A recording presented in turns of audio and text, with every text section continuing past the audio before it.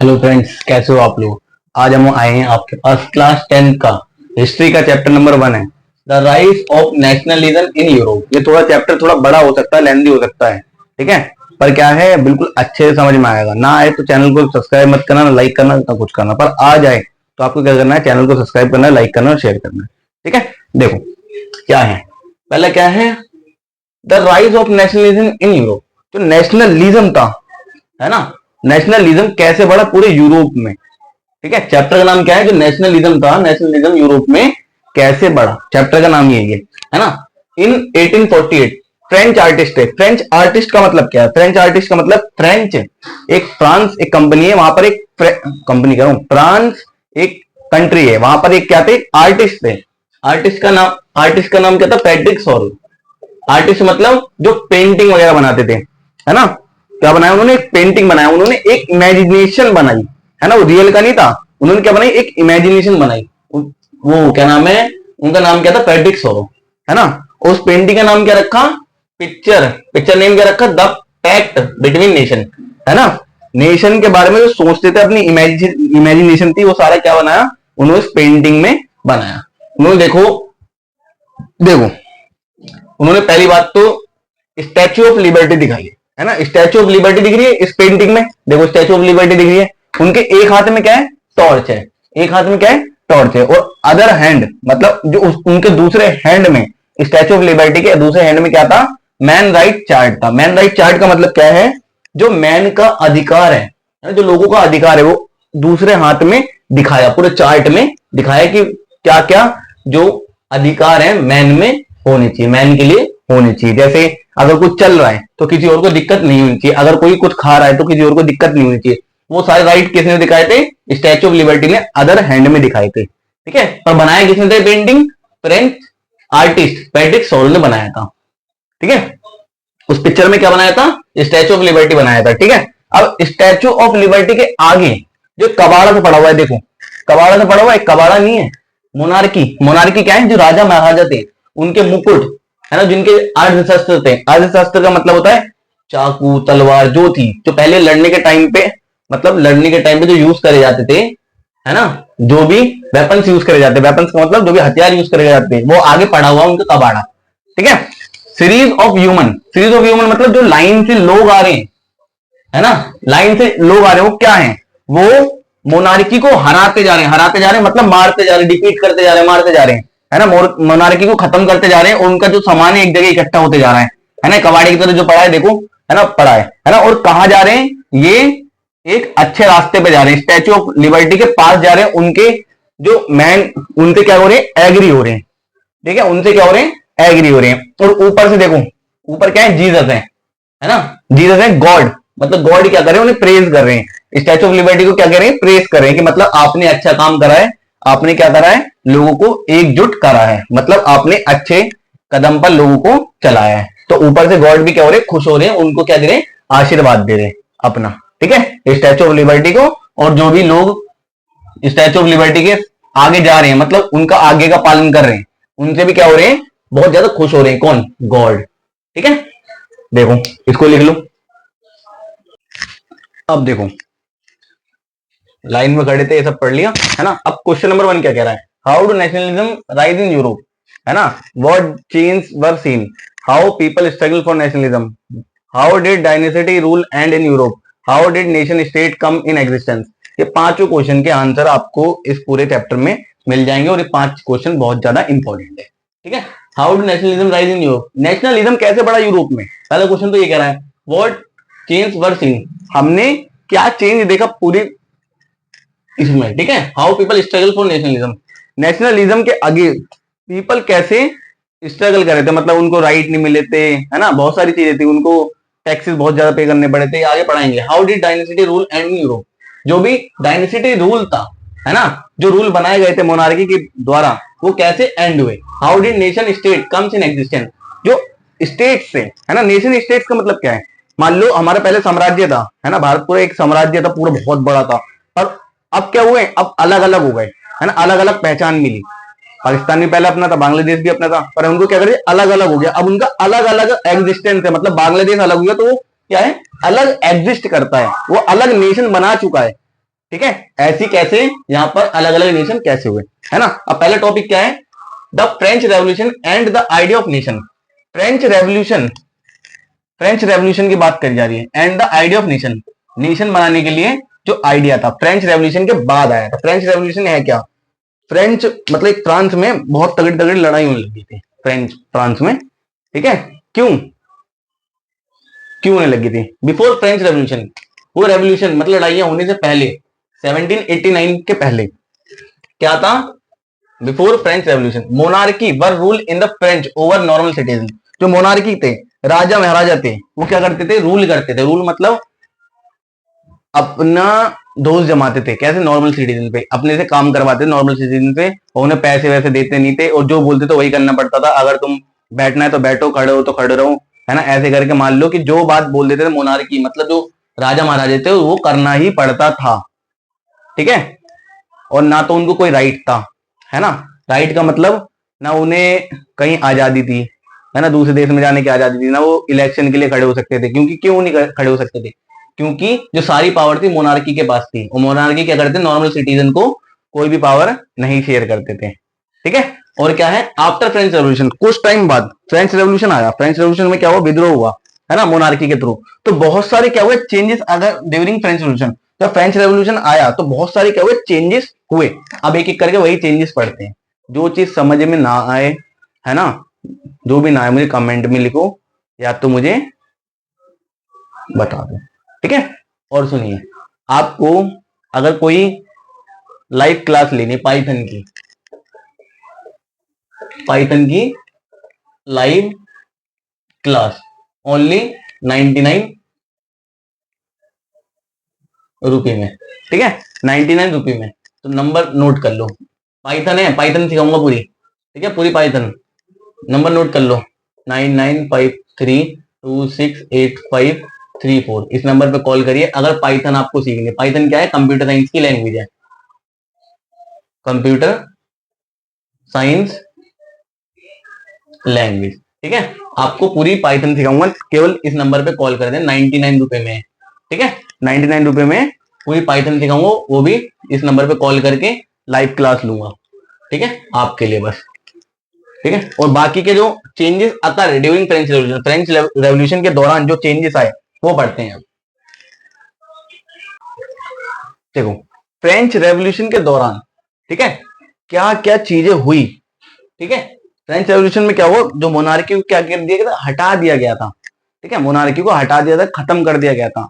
उसके बाद क्या क्या चेंजेस आए, क्या क्या चेंजेस आए, ठीक है, उसके बारे में पढ़ते हैं। पहला चेंजेस क्या था, power transfer from monarchy to common citizen. Monarchy मतलब राजा महाराजाओं से, मोनार्की का मतलब क्या होता है, राजा महाराजा, उनसे क्या हुआ, सारी पावर हटाने के बाद क्या हुआ, कॉमन सिटीजन जो नागरिक थे, है ना, फ्रांस के जो नागरिक थे उनको सारी पावर दे दी गई, ठीक है। The 3 colour flag was chosen from France. France ने केवल एक ही फ्लैग चुना, एक ही फ्लैग चुना, ठीक है, और उसमें बस 3 कलर थे, ब्लू व्हाइट रेड, जो फ्रांस का जो फ्लैग होता है वही फ्लैग है, ठीक है। और क्या हुआ, फ्रांस में केवल एक ही लैंग्वेज क्या हो गई, डिक्लेयर कर दी, है ना, उसे ही लैंग्वेज को क्या बोला, नेशनल लैंग्वेज बोल दिया। फ्रेंच लैंग्वेज को ही नेशनल लैंग्वेज डिक्लेयर कर दिया, ठीक है। फ्रेंच लैंग्वेज को क्या कर दिया, नेशनल लैंग्वेज डिक्लेयर कर दिया कि अब कोई भी हो, है ना, जैसे इंडिया में मान लो, है ना, इंडिया में मान लो हिंदी ज्यादा बोली जाती है, मान लो, पर हिंदी हिंदी हमारी नेशनल लैंग्वेज तो है नहीं, तो हिंदी को क्या कर दिया हमने, नेशनल लैंग्वेज बना दिया। तो इसी तरह उन्होंने क्या बोला, जो फ्रेंच बोले फ्रेंच ही बोलना है, फ्रेंच हमारी क्या हो जाएगी, नेशनल लैंग्वेज हो जाएगी। New nation national anthem compose and oats taken, मतलब उन्होंने क्या करा, नया एक नेशनल एंथम भी बना दिया, ठीक है, नेशनल एंथम बना दिया, किसके लिए, फ्रांस के लिए। और क्या ली, सबने मिलके एक शपथ ली कि मतलब हम सब मिलके रहेंगे, जुल के रहेंगे, कि कोई भी किसी के अंडर में नहीं आएगा, सब अपने लिए फ्री हैं, ऐसे करके क्या ली उन्होंने, शपथ ली, ठीक है। ओट्स का मतलब क्या होता है, शपथ। State general was elected and renamed national assembly. पहले स्टेट जनरल बोलते थे, है ना, अगर कोई कैंडिडेट खड़ा है, कैंडिडेट का मतलब कोई उम्मीदवार खड़ा है इलेक्शन के लिए, पहले क्या बोलते थे, स्टेट जनरल बोलते थे, पर अब क्या बोलते हैं, उसे नेशनल असेंबली बोलते हैं, ठीक है। जो भी खड़ा है उसे क्या करते हैं, अब पूरा हक है खड़े होने का, और क्या, जीतने का, इलेक्शन लड़ने का पूरा हक है, यहाँ पर हक भी दिया गया जब वो फ्रेंच रेवोल्यूशन के दौरान। ठीक है, internal custom duties and dues were abolished. मतलब क्या है इसका, मतलब जितना भी जो टैक्स था, भारी भारी टैक्स था, है ना, बहुत ज्यादा टैक्स लगाते थे ये लोग। ठीक है, कौन, जो मोनार्की थे बहुत ज्यादा टैक्स लगाते थे। तो कोई बाहर का के इंसान इनके यहाँ फ्रांस में क्या करे, कोई ट्रेड करे, ट्रेड का मतलब कोई सामान बेचे, है ना, या सामान कोई ले जाए, तो बहुत ज्यादा हैवी टैक्सेस लगाते थे, पर वो टैक्सेस को क्या कर दिया, खत्म कर दिया। ठीक है, फ्रेंच रेवोल्यूशन के दौरान। अब देखो, during French revolution the French armies began to carry the idea of nationalism abroad. मतलब क्या है, जो फ्रेंच की आर्मीज थी, है ना, उन्होंने खुद बोला कि जब हमने पूरे मोनार्की को खत्म कर दिया तो आप हमारे साथ हो जाओ। इन्होंने जाग जाग के, मतलब सबको मतलब जगाया कि मतलब आप हमारे साथ रहो, है ना, जैसा हम कह रहे हैं वैसा करो। जिससे क्या होगा, पूरी इन्होंने नेशन को एक साथ एकजुट कर दिया और सब जगह अपना परचम फैला दिया कि मतलब हम करेंगे, हम करके रहेंगे। मोनार्की को इन्होंने हटाया और क्या करा, इन्होंने हर जगह बात फैला दी। ठीक है, मतलब इन्होंने बहुत मेन रोल करा था, इन्होंने हर जगह सबको जगाया कि मतलब हम कर सकते हैं ऐसे करके, तो आप क्यों नहीं कर सकते, मोनार्की को क्यों नहीं हटा सकते। इन्होंने भी ऐसे करा। ठीक है, अब आगे बढ़ते हैं, अब मेन पढ़ते हैं। अब आने वाले बहुत ही मेन रोल, कुछ साल बाद नेपोलियन बोनापार्टी की एंट्री होती है। कब होती है, 1799 में बोनापार्टी की, नेपोलियन बोनापार्टी की क्या होती है, एंट्री होती है। ठीक है, एंट्री होती है। इन्होंने एक कोड लाया, इन्होंने क्या करा, सारी डेमोक्रेसी को, जो भी आजादी थी सबको क्या कर दिया, हटा दिया और अपना रूल करा, है ना, और अपना रूल बनाया। मतलब कि मैं ही हूं, अब सब चीज मैं ही हूं, मैं ही प्राइम मिनिस्टर हूं, प्राइम मिनिस्टर की तरह मान सकते हो, मेरे नीचे सब कोई काम करेगा। इन्होंने ऐसे करा। ठीक है, इन्होंने एक क्या करा, कोड लाया। कोड का नाम क्या था, सिविलियन कोड था, सिविल कोड ऑफ 1804 नाम रखा। इस कोड को हम क्या बोलते जाते हैं, नेपोलियन कोड भी बोलते हैं। यह कोड में रूल चेंज करने की बात हुई है। मतलब ये कोड लाने का मतलब क्या है, जो भी जो रूल थे सबको क्या कर दिया था, चेंज कर दिया था। पहला क्या था rule, establish equality before law. मतलब क्या है, जो भी लोग होंगे, मतलब कौन कौन लोग, जो चर्च के फादर होते हैं, है ना, चर्च के फादर वगैरह हो गए, है ना, चर्च के, और जो नॉर्मल पीपल हो गए, उन सबके बीच में क्या होती है, सारी इक्वालिटी होनी चाहिए। ये नहीं कि जो चर्च के फादर वगैरह हैं उनको क्या हुआ, ज्यादा अलाउंस मिल रहे हैं, है ना, उन्हें मंथली पेंशन मिल रही है, पैसे ज्यादा मिल रहे हैं, है ना, कोई फैसिलिटी नहीं प्रोवाइड की जाएगी, सबको बराबर ही रखा जाएगा। ठीक है, चर्च के फादर हो गए और बहुत भी मतलब हस्तियां होती है बड़ी बड़ी, किसी को भी एक्स्ट्रा कुछ नहीं करा जाएगा, जो नॉर्मल पीपल होगा उसकी तरह उन्हें भी ट्रीट करा जाएगा। ठीक है, पहला लॉ तो इनका ये था। अब सेकंड क्या बताया था, secure the right of property. Secure the right of property मतलब ये है, अगर किसी के पास पैसे हैं तो क्या कर सकता है, अपनी जमीन खरीद सकता है। ये नहीं कि पहले के टाइम पे क्या था, डेमोक्रेसी जो छीन ली थी, डेमोक्रेसी में क्या था कि हम कोई भी जमीन नहीं खरीद सकते थे। पर इन्होंने क्या करा, जब ये आए नेपोलियन बोनापार्टी, तो उन्होंने बोला कि जिसके पास पैसे हैं वो अपनी जमीन खरीद सकता है, वो वहां पे जाके अपना साम्राज्य, साम्राज्य तो गलत कह रहा हूं, मतलब अपनी जमीन खरीद सकता है, वहां पे कुछ भी बनवा सकता है। ठीक है, abolish feudal system. Feudal system है क्या, फ्यूडल सिस्टम मीन जो लैंडलॉर्ड वह होते हैं जो अपना काम नॉर्मल सिटीजन से करवाते हैं विदाउट पे एनी अलाउंस। मतलब है, फ्यूडल सिस्टम का मतलब है जैसे लैंडलॉर्ड है जिनके पास जमीन है बहुत बड़ी बड़ी, वहां पे खुदाई हो रही है, यहाँ पे बिल्डिंग का काम हो रहा है, कुछ भी हो रहा है, उसमें क्या करते हैं लैंडलॉर्ड वगैरह, है ना, नॉर्मल सिटीजन को पैसे पे नहीं करते, वो फ्री में सारा काम करवाते हैं, है ना। तो ये सिस्टम भी हटा दिया। उन्होंने बोला अगर ये काम करें तो पैसा दिया जाएगा, नहीं तो ये काम नहीं करेंगे। ठीक है, और भी 2 पॉइंट हो रहे हैं, उनको भी समझ लेते हैं, 2-3 पॉइंट हो रहे हैं। देखो दोस्तों, ये फोर्थ पॉइंट में क्या कह रहे हैं, transport and communication system were improve. इसमें बोला गया है जब वो आए थे, नेपोलियन बोनापार्टी का राज्य था, ठीक है, जब वो आए थे शासक में, जब वो रूल कर रहे थे, है ना, फ्रेंच के ऊपर, तो इन्होंने क्या करा, ट्रांसपोर्ट सिस्टम तो उसको बहुत ज्यादा इंप्रूव कर दिया। इंप्रूव का मतलब है जैसे मान लो वहां पे ट्रेड हो रहा था, ट्रेड मतलब आना जाना होता, शिप के थ्रू होता, पर उन्होंने क्या करा, रेलगाड़ी और चला दी। रेलगाड़ी चलाने से क्या हो, आराम से ट्रेड हो सकता है। ठीक है, उसके बाद क्या है, कम्युनिकेशन सिस्टम में सुधार ला दिया। कम्युनिकेशन सिस्टम का मतलब है रेडियो वगैरह जो भी थे उनके लिए जो बातचीत करने का जरिया था उसको क्या कर दिया, सुधार दिया।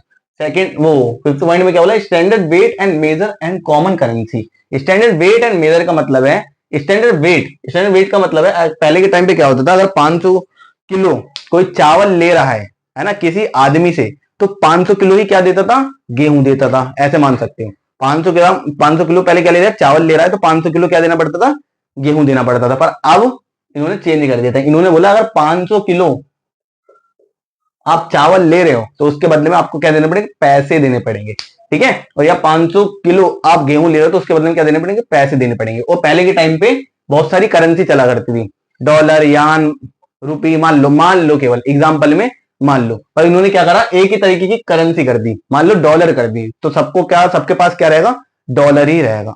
ये नहीं कि किसी के पास येन है, किसी के पास रुपी है, किसी के पास डॉलर है, ये नहीं, एक ही करेंसी होगी, मतलब डॉलर। ये एग्जाम्पल दे रहा हूं, ठीक है।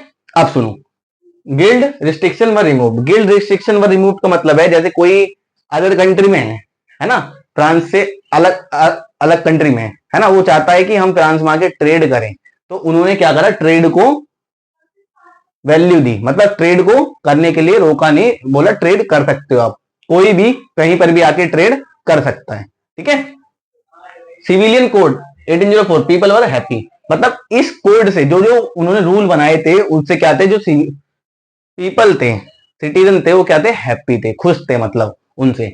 Napoleon defeat and make own world, मतलब ये है नेपोलियन जहां जहां गया, जिस कंट्री से लड़ाई करी, उस कंट्री को क्या करा, जीत लिया और अपने अंडर में कर लिया। ठीक है, और आगे देखते हैं क्या है।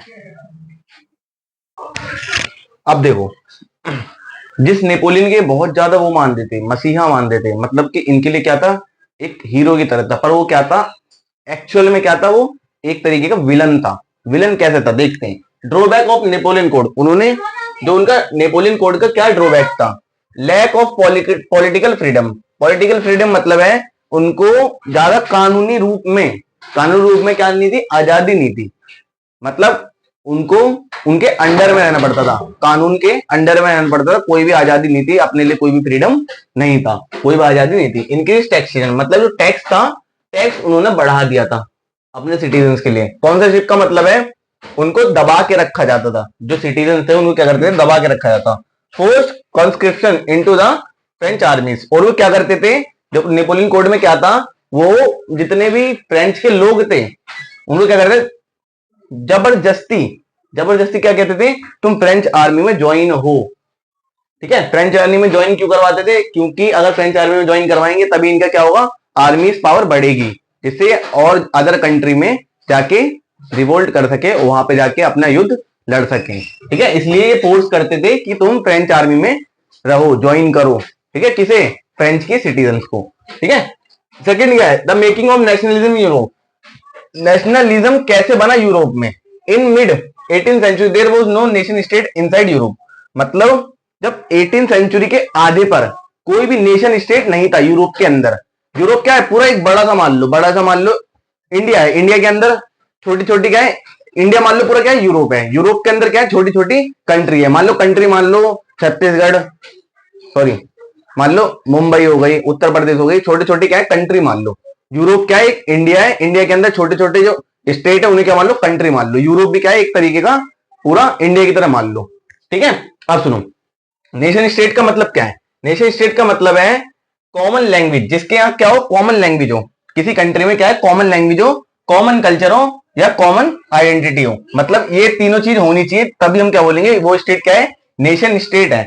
मान लो ये क्या नाम है, जहां पर क्या हो, एक ही तरीके क्या बोली जा रही हो, लैंग्वेज बोली जा रही हो, है ना, और एक ही तरीके क्या हो, कल्चर हो, पहनावा, खाने का तरीका, है ना, ये सब क्या हो, एक ही तरीके का हो, और कॉमन आइडेंटिटी मतलब उनके पहचान करने का भी तरीका एक ही जैसा हो। ठीक है, उसे हम क्या बोलेंगे, नेशन स्टेट बोलेंगे। ठीक है, आगे देखते हैं। अब देखो, अब क्या बोले गए, नेशन स्टेट की बात करी गई थी। नेशन स्टेट क्या था, जिसमें एक ही तरीके कल्चर हो, एक ही तरीके क्या हो, ट्रेडिशन हो, एक ही तरीके क्या हो, लैंग्वेज हो। पर आज के टाइम पे क्या हुआ, ज्यादातर कंट्रीज क्या है, नेशन स्टेट है, जैसे जर्मन हो गई, फ्रांस हो गई, इंडिया हो गई, सारी क्या है, नेशन स्टेट है। पर इमेजिन करो, यूरोप के अंदर क्या था, हैब्सबर्ग एम्परर था। ठीक है, हैब्सबर्ग एम्परर था, पर ये क्या था, नेशन स्टेट नहीं था, ये नेशन स्टेट नहीं था। ठीक है, in Habsburg idea, culture, tradition, language are different, मतलब जो पूरा हैब्सबर्ग के सिटीजन थे उनका आइडिया, कल्चर, जो रहने का तरीका, ट्रेडिशन, पहनावा, है ना, लैंग्वेज वगैरह सब क्या थी, डिफरेंट थी। कहां पर, हैब्सबर्ग एम्परर में सब चीज क्या थी, डिफरेंट थी। तो ये क्या है, नेशन स्टेट है नहीं, ये नेशन स्टेट नहीं है। वहां पर कैसे लोग रहते थे, देखो कई तरीके के लोग रहते थे, autocracy, aristocracy and the new middle class, ऐसे पीपल रहते थे। कैसे? अरिस्टोक्रेसी और न्यू मिडिल क्लास के पीपल रहते थे। अरिस्टोक्रेसी का मतलब अभी बताते हैं, देखते रहिए आप।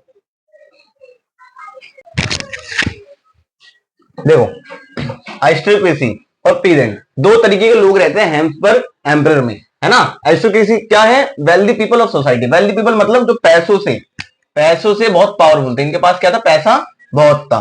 Poor people of society, peasant क्या थे? पुअर पीपल ऑफ सोसाइटी थे, मतलब इनके पास क्या था? ना तो पैसा था, है ना तो समझ सकते, पैसा नहीं था इनके पास, है ना। Old state town house in country side, इनके पास क्या था? बहुत सारी जमीनें थी, अपने बड़े बड़े घर थे, अरिस्टोक्रेसी, ठीक है। पर पीजेंट वो पीपल है जो क्या थे? गरीब थे, इनके पास क्या था? ज्यादा जमीन नहीं थी, और ना तो इनके पास कोई, कुछ के पास क्या थी? जमीन ही नहीं थी, है ना। कुछ के पास थोड़ी बहुत जमीन थी, कुछ के पास जमीन ही नहीं थी। कौन से लोग थे? वो पीजेंट लोग थे, है ना। सोशली एंड पॉलिटिकली पावरफुल, ये क्या थे? सोसाइटी में बहुत ज्यादा पावरफुल थे। अरिस्टोक्रेसी ऐसे पीपल होते हैं जो क्या थे? बहुत पावरफुल थे। भाई जिसके पास पैसा है वो तो पावरफुल होगा ही होगा, है ना। देवर इन माइनॉरिटी, पीजेंट क्या थे? सॉरी ये होगा मेजोरिटी, होगा एम मेजोरिटी।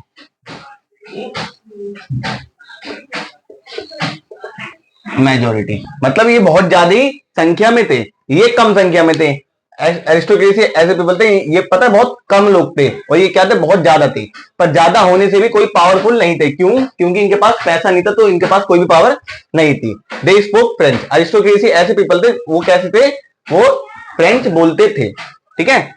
और they were not powerful, peasant क्या थे? ये पावरफुल नहीं थे। United by a common way of language, united by a common way of language का मतलब ये है कि मतलब ये एक ही तरीके की लैंग्वेज बोलते थे, एक ही तरीके से रहन सहन था, ठीक है। और एक ही तरीके से जो लाइफ जीने का जरिया था वो एक ही जैसा था अरिस्टोक्रेसी। इसी वजह से देखो एक जैसा हर काम हो रहा है, तो इनका क्या है? बढ़ने के चांसेस क्या है? ज्यादा है, तभी ये क्या थे? बहुत ज्यादा वेल्दी थे, ठीक है, पैसों से। आइए इनके बीच में, अरिस्टोक्रेसी और पीजेंट के बीच में एक और आती है क्लास, उसे क्या बोलते हैं? Middle class. मिडिल क्लास, अब इसको जानते हैं क्या चीज है। अब देखो, अब तीसरे तरीके कैसे लोग रहते हैं एम्परर में?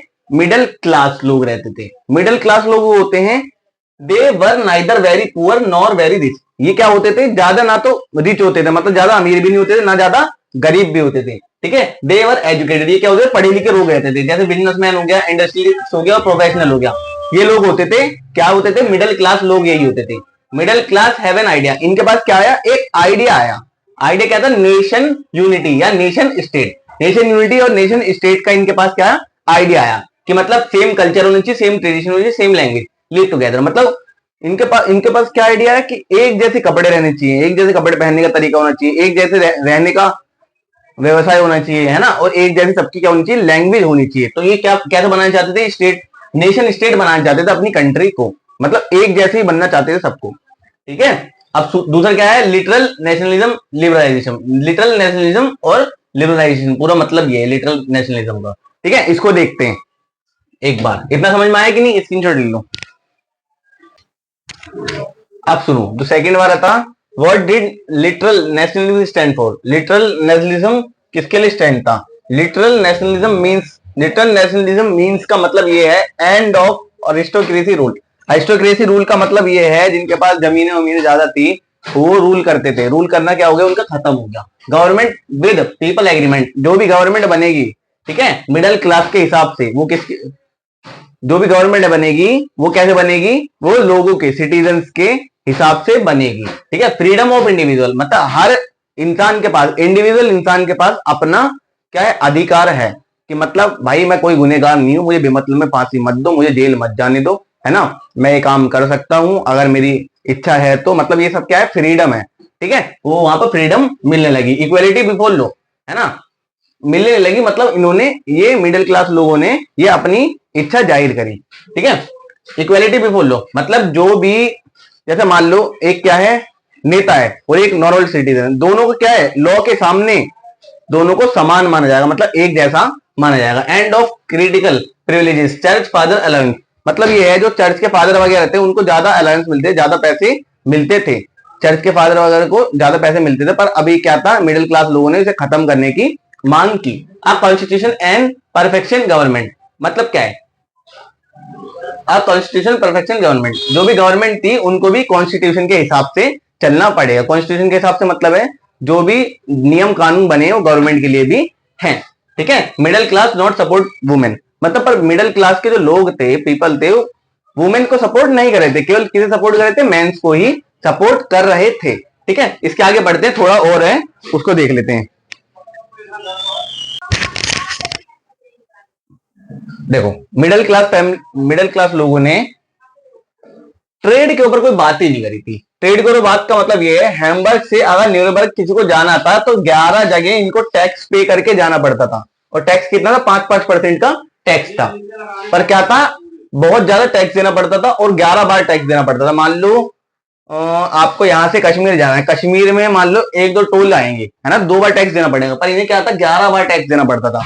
There is big problem in trade, 30 different currency, मतलब कोई हैम्बर्ग से न्यूरमबर्ग आ रहा है तो उसे 30 अलग अलग करेंसी को चेंज करवाना पड़ता था, ठीक है ना। बट आफ्टर सम टाइम 1834 में कस्टम यूनियन आया। कस्टम यूनियन का मतलब क्या था? जोल्वेरिन, है ना। जोल्वेरिन क्या था? स्टैंड बाय प्रेशिया, प्रेशिया के द्वारा जोल्वेरिन लाया गया। पर कुछ टाइम बाद जो जर्मनी की स्टेट थी वो भी उसे ज्वाइन कर लिया, कि मतलब सहमत हो गए जोल्वेरिन से। जोल्वेरिन है क्या? द यूनियन एब्लॉइज टैरिफ बैरियर, मतलब जो भी बैरियर था, 11 बार बैरियर लगे थे, मतलब 11 बार टैक्स पे करना पड़ा था, उसे हटा दिया गया था, ठीक है। Reduce the number of currencies from over 30 to 2, मतलब हैम्बर्ग से न्यूरमबर्ग आने में 30 अलग अलग करेंसी का यूज करना पड़ता था, वो भी क्या कर दिया? हटा दिया, केवल 2 करेंसी कर दी गई। तो उनके लिए क्या हुआ? ट्रेडर्स के लिए क्या हुआ? इजी हो गया। Promote the railway network, promote the railway network का मतलब ये है, अब रेलवे के थ्रू भी वो क्या कर सकते थे? अपने ट्रेड कर सकते थे, अपने ट्रेड को बढ़ा सकते थे। तो उनके लिए क्या हुआ? बहुत ज्यादा हेल्पफुल हो गया, ठीक है। देखो आइए आगे देखते हैं। मैंने आपको क्या बताया था? नेपोलियन ने 1815 तक रूल करा था, है ना। 1799 से लेकर 1815 तक रूल करा था। पर उसके बाद क्या हुआ? नेपोलियन का जो शासक था, मतलब राज्य था, कैसे खत्म हुआ? How did Napoleon rule and, मतलब नेपोलियन का रूल करना कैसे खत्म हुआ? A new conservatism after 1815 fight started, मतलब 1815 के बाद क्या हुआ? फाइट होनी शुरू हो गई। फाइट कैसे हुई?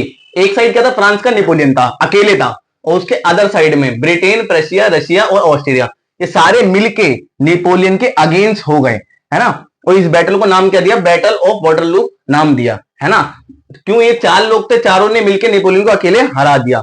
हरा दिया भाई, 4 होते, चारों एक को तो हरा ही सकते थे, तो हरा दिया। हराने के बाद क्या हुआ? इन्होंने कंजर्वेटिव, ये कैसे थे? कंजर्वेटिव थे। कंजर्वेटिव का मतलब कंजर्वेटिज्म लाया। कंजर्वेटिज्म है क्या? देखते हैं। अंडू नेपोलियन चेंजेस, इन्होंने क्या करा? जितना भी नेपोलियन ने चेंजेस लाया था फ्रांस में, उस सबको क्या कर दिया? चेंज कर दिया। जो पहले था पहले ही हो गया। देखते हैं क्या क्या चेंजेस दोबारा जो पहले थे वो आए, ठीक है। नेपोलियन के जितना भी रूल करा था, जिसने उसने डेमोक्रेसी दी थी, सबको क्या कर दिया? हटा दिया। वो फिर कंजर्वेटिज्म लाए, जो पहले था वैसे ही कर दिया, जो मोनार्की थी वैसे ही आ गई, ठीक है। आइए देखते हैं क्या क्या था। देखो कौन कौन से रूल वापस आ गए। मोनार्की रिस्टोर्ड, जो मोनार्की थे, राजा महाराजा थे, वो वापस आ गए। चर्च पावर रिस्टोर्ड, जो चर्च की पावर थी वो भी रिस्टोर हो गई, मतलब वापस आ गई। सोशल हियरार्ची रिस्टोर, सोशल हियरार्ची का मतलब ये है कि मतलब जो अपर क्लास लोअर क्लास के लोग थे वो मतलब फिर से कास्ट वगैरह के ऊपर भी वापस आ गए। जो ऊंची जात के थे कि उनको ज्यादा वो मिलेगा, मतलब उसको ज्यादा रिस्पेक्ट मिलेगी, सब वापस आ गए। ऑस्टोक्रेसी रूल रीस्टेब्लिश, मतलब जो जिनके पास लैंड ओनर थे उनकी जो रूल था, मतलब नॉर्मल सिटीजन के ऊपर, वो वापस आ गए। मतलब तुम हमारे वो खेतों में काम करोगे, हम तुम्हें कोई पैसा नहीं देंगे, वो भी वापस आ गया।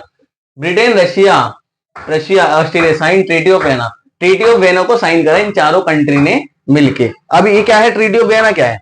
Bourbon dynasty was restored in French, मतलब बर्बन जो डायनेसिटी थी वो दोबारा आ गई फ्रांस में, है ना। सेकंड क्या था? Series of states were set up on the boundaries of France, prevalent France expansion in future, मतलब बोला गया है उन्होंने कुछ कुछ स्टेट्स को, है ना, बाउंड्री पर लगा दिया। किसके? फ्रांस की बाउंड्री पे लगा दिया। मान लो क्या है?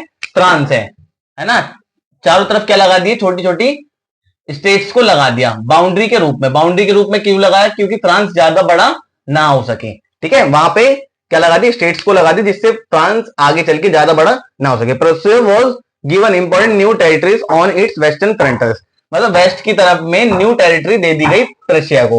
Austria got control over north Italy, Austria को क्या दिया, नॉर्थ इटाली पर कंट्रोल दे दिया। और रशिया को क्या दिया, रशिया को पोलैंड दे दिया। Configuration of 31 states which had been set up by Napoleon was left unstressed. तो 31 स्टेट जो स्टैब्लिश करे गए थे, 31 स्टेट जो जिस नेपोलियन ने बनाया था साम्राज्य 31 स्टेट्स में, है ना, उसको उन्होंने टच नहीं करा था, जैसे था उसे वैसे ही रहने दिया। ये बहुत अच्छी बात करी उन्होंने। ठीक है, आइए आगे देखते हैं। अब देखो, but there is some revolutionary, मतलब वहां पर क्या थे, कुछ रेवोल्यूशनरी थे जो अगेंस्ट थे किसके, इन चारों कंट्री के, है ना। और किसके अगेंस्ट थे, इन चारों कंट्री के। इन्होंने क्या किया, they make the secret society were form by liberal, है ना, लिबरलिज्म के अगेंस्ट क्या बनाई, एक सीक्रेट सोसाइटी बनाई। नाम क्या था जिसने सीक्रेट सोसाइटी बनाई थी, गिजुबे मदीने नाम था जिन्होंने क्या बनाई, सीक्रेट सोसाइटी बनाई। इन्होंने दो सीक्रेट सोसाइटी बनाई। पहला क्या था, young Italy in Marseille, young Europe in Berne. He believed in democracy against monarchy. मतलब इन्होंने दो सीक्रेट सोसाइटी बनाई और ये डेमोक्रेसी पे क्या करते थे, बिलीव करते थे, और मोनार्की को अगेंस्ट थे, और ये मोनार्की को हटाना चाहते थे। इसीलिए इन्होंने क्या करी, गिजो मजीनी ने दो सीक्रेट सोसाइटी बनाई। ठीक है। इन जुलाई 1830 bourbon king of France were overthrow and constitutional monarchy was establish. मतलब क्या है, 1830 में जो बर्बन का किंग था उसे क्या कर दिया, बायगॉट कर दिया, उसे हटा दिया गया। और जो मोनार्की था, कॉन्स्टिट्यूशनल मोनार्की, उसे क्या कर दिया, वहां पर राज करने के लिए बोल दिया। वो कॉन्स्टिट्यूशनल मोनार्की का मतलब क्या है, constitutional monarchy is a form of government, है ना। It is do also called limited monarchy. A monarchy is the head of state but follow a constitution. वो मोनार्की जो कॉन्स्टिट्यूशन के हिसाब से चले और जो कॉन्स्टिट्यूशन को क्या करे, फॉलो करे, उसे क्या कर दिया, वहां का कॉन्स्टिट्यूशन मोनार्की बना दिया गया। ठीक है। Belgium broke away from the United Kingdom of the Netherland. Belgium क्या हुआ, बेल्जियम क्या हुआ, यूनाइटेड किंगडम से, Belgium broke away from the United Kingdom of the Netherland. Belgium United Kingdom से क्या हो गया, अलग हो गया। ठीक है। Greece which had been a part of Ottoman empire since 15th century struggle for independence. जो ग्रीक था, है ना, वो 15th सेंचुरी से ओटोमन एम्पायर के क्या थे, अंडर में था। वो भी क्या होना चाहता था, इंडिपेंडेंस होना चाहता था, इसलिए क्या कर रहा था, स्ट्रगल कर रहा था। ठीक है, बहुत इंपॉर्टेंट पॉइंट है, इसे लिखते जाओ। अब देखो, the romantic imagination and nation of feeling, इसका मतलब क्या है, a cultural movement which sought to develop particular form of nationalist sentiment, criticize glorification of a reason, science and focus instead of emotion, institution and mystical feeling। इसका मतलब ये है कि मतलब जो नॉर्मल सिटीजन्स थे उनको मनाने के लिए ये क्या करते थे, ये उनके इमोशंस को मतलब हाइड नहीं करते थे, उनके इमोशंस के साथ डील करते थे, उनके इमोशंस को समझते थे और इमोशंस के साथ ही बताते हैं। ठीक है। German philosopher John Gottfried Herd tried to discover culture among common people through folk song, folk poetry and folk dance। जो जर्मन फिलोसोफर थे, नाम क्या था उनका, जॉन गॉटफ्राइड। इनका क्या काम था, इन्होंने क्या करा, लोगों को इकट्ठा करा, लोगों को जागरूक करा, किसके थ्रू, फोक सॉन्ग के थ्रू, फोक पोइट के थ्रू, है ना, फोक डांस के थ्रू, लोगों को क्या करा, एकजुट एक साथ इकट्ठा करना स्टार्ट कर दिया। ठीक है, यही था the romantic imagination and nation of feeling का मतलब।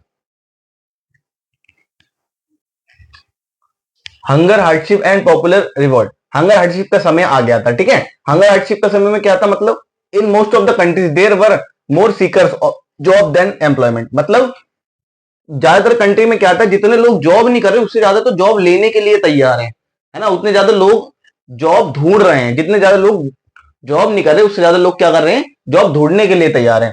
Population from rural area migrate to cities to live in overcrowded slums. मतलब पॉपुलेशन जो रूरल एरिया की थी, गांव की एरिया की थी, वो कहां पे शिफ्ट होने लग गई, सिटीज में शिफ्ट होने लग गई। The rise of food prices और a year of bad harvest lead to underspread in town and country.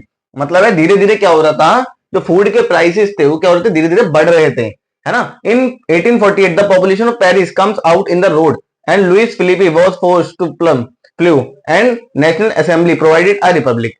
मतलब बोला गया 1848 में जो पेरिस की पॉपुलेशन थी वो क्या आ गई, रोड पे आके प्रोटेस्ट करने लग गई, किसके अगेंस्ट, लुइस फिलिपी के। लुइस फिलिपी क्या हुआ, एक राजा था पेरिस का, और इसे क्या कर दिया, भगा दिया गया अपनी कंट्री से, ठीक है। और नेशनल असेंबली प्रोव्ड हो गई रिपब्लिक की तरफ, ठीक है। In 1845 weavers in Silesia lead a revolt against contractor.